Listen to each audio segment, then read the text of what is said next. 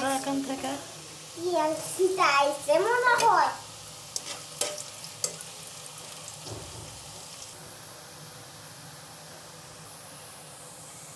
এটাকে আমি হাতে কাটা শিওর মতো বানাইছি। এটাকে তেলে ভিজে নিয়ে আমি দুধ পিঠে বানাইছিলাম, সেই দুধটা বেঁচে গেছে, তার ভিতর ভিজাবো। এরকমটা হয়েছে।